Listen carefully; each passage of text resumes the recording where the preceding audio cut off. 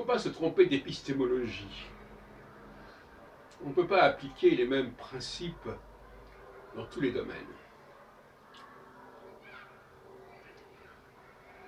Dans le cas de l'astrologie, c'est assez particulier. Et beaucoup d'astrologues commettent l'erreur de vouloir appliquer à l'astrologie des principes qui ne correspondent pas à ce champ, comme dirait Bourdieu.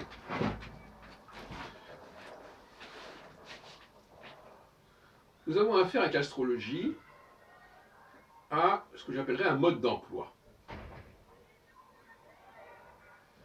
C'est tout à fait particulier. C'est-à-dire que nous avons non pas simplement un objet à étudier, mais un jeu, un système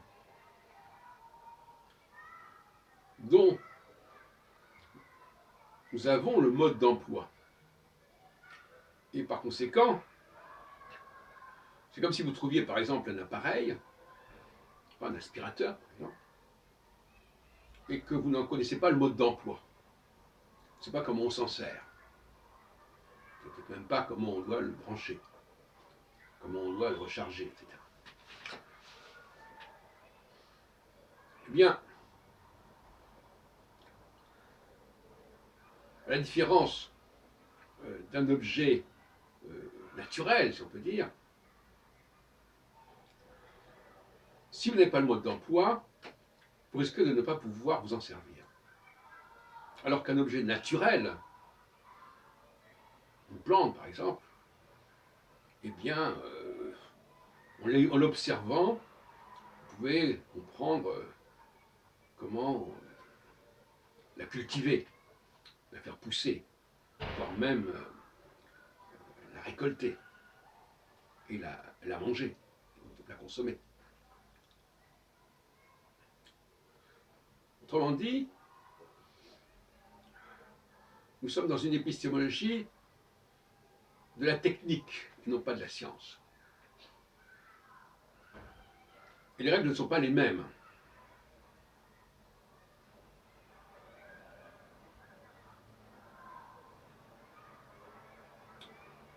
La tradition nous fournit un mode d'emploi.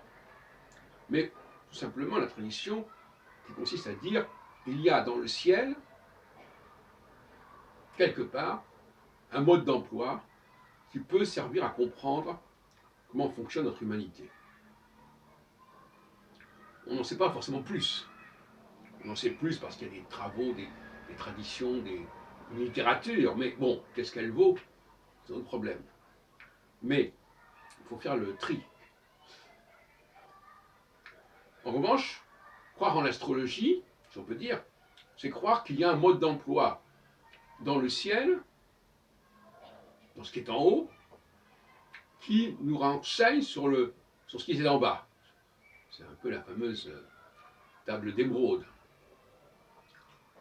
Ce qui est en haut est comme ce qui est en bas et inversement. Par conséquent,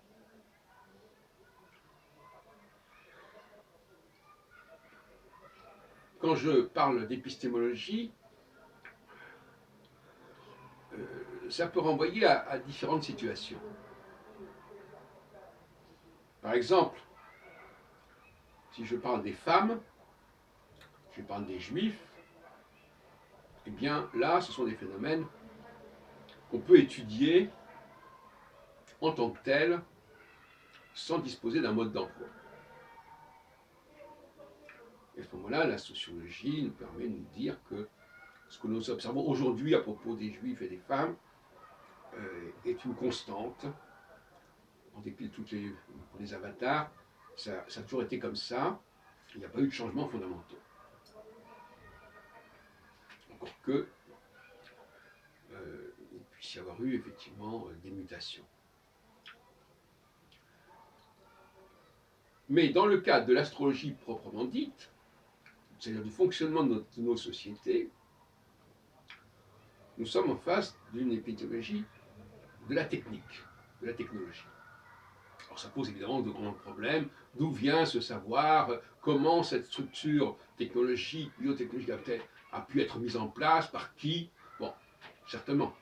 Mais une fois qu'on a admis un certain nombre de postulats de ce genre, la grande question, c'est de savoir comment comprendre le mode d'emploi. C'est pas mal. Et on peut reconstituer le mode d'emploi, ce que je pense avoir fait, mais jusqu'à un certain point. Jusqu'à un certain point. Alors, on peut élaborer un système dans sa globalité, mais ne pas avoir encore résolu un certain nombre de points d'application. Alors, il ne faudrait pas que parce qu'on n'a pas résolu ces points d'application, ça remette en question la totalité du travail. Ça, c'est ce qu'on appelle la mouche du coche. Ou plus exactement l'inverse, c'est-à-dire quelqu'un qui dit « Ah oui, mais sur ce point-là, c'est pas certain. » Peut-être, pourquoi pas. Il y a toujours dans une recherche, toujours un horizon avec des éléments qui sont encore sous forme d'hypothèses, de recherche, etc. Évident. Plus on s'étend, plus on s'éloigne de la base, du cœur du système, plus le risque plus la diversité des hypothèses peut se présenter. Ça, c'est la règle du jeu. Alors, je voudrais dire à ce stade-là de ma réflexion et de ma recherche que l'idée générale que je retiens pour l'instant, c'est que quand une planète est activée,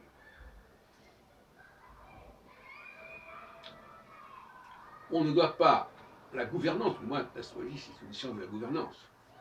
La gouvernance, ce n'est pas l'attitude des individus. La gouvernance doit profiter, tenir compte de cette activation. De la même façon, si elle est désactivée, un peu comme le jour et la nuit. On ne vit pas de la même manière pendant le jour et pendant la nuit. Et vivre pendant la nuit comme pendant le jour ou l'inverse, il y a un problème. Voilà. Donc il y a une question d'opportunité. Les astronomes ont toujours su ça. Il fallait choisir, avoir la bonne attitude au bon moment. Il y a un temps pour chaque chose, dirait l'Ecclésiaste. Donc toute la question, c'est que c'est là qu'il y a un souci, si vous voulez. C'est que il y a une gouvernance, mais et si on ne fait pas la bonne chose, si on ne fait pas les choses qu'il faut faire, qu'est-ce qui se passe? L'erreur. L'erreur est également créatrice. J'en ai parlé longuement à différents moments. Elle est créatrice. Elle crée une réalité, quelque part, qui se superpose à une réalité plus vraie, si on peut dire.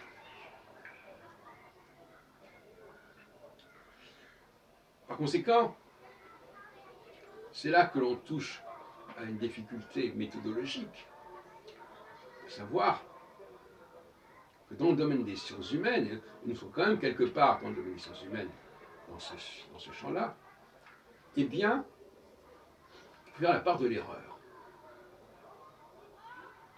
Pas l'erreur du système, l'erreur de ceux qui le mettent en pratique, et qui le mettent en pratique sans le connaître. Parce que jusqu'à preuve du contraire, le système astrologique que je décris, il n'est pas connu. Donc il n'est pas suivi. Le mode d'emploi, il n'est pas connu, il n'est pas suivi. Donc, les gens n'ont pas forcément la science infuse. Ils sont certainement marqués par le processus que je décris, mais ils peuvent réagir diversement, à contre-temps, à contre-courant. Et c'est ça qui constitue une sorte de limite, de frontière épistémologique dans le domaine des sciences humaines, c'est que il y a la part de l'humain, du discours de l'humain, qui va également fausser les choses, qui va complètement nier les choses, qui va substituer un discours à un autre. Et puis la part de l'erreur qui fera que face à un problème, on ne sait pas comment le gérer, comment le traiter. Et à partir de ce moment-là, comment fonder une discipline qui est à la merci de toutes sortes d'erreurs, d'interprétations, de stratégies, etc. Alors, j'ai répondu à une époque, je disais, ça ne marchera que lorsque tout le monde suivra le système, connaîtra et respectera les principes. C'est évidemment une réponse qui peut aussi faire sourire, parce que c'est ce qu'on appelle les prophéties autoréalisatrices. Donc, je ne vous cache pas que nous avons ce souci concernant la démonstration de l'astrologie, et qu'une chose est de déterminer comment on devrait se comporter, idéalement, et comment les gens se comportent en pratique. Cela dit, ce qui paraît le plus intéressant, c'est justement les failles. C'est-à-dire, lorsque une planète n'est pas active, qu'est-ce que ça provoque comme dysfonctionnement, quelque part? Mais c'est pas, le mot dysfonctionnement n'est pas juste, puisque nous sommes dans un système. Le système ne connaît pas de dysfonctionnement. Est-ce que la nuit, c'est un dysfonctionnement par rapport au jour? Non. Mais ça peut être vécu de façon critique, comme une crise. Ça a pu l'être, par manque de connaissances, à certaines époques très éloignées. Le fameux sacrifice pour que les choses reviennent ou cessent, etc. On ne savait pas exactement quand elles reviendraient ou quand elles cesseraient. Ça, on n'y peut rien. Mais, tout de même, la carence d'un processus, l'ignorance d'un processus, tout cela peut quand même permettre des prévisions et des analyses. Voilà, j'en resterai là pour l'instant. Je renvoie à mes autres vidéos.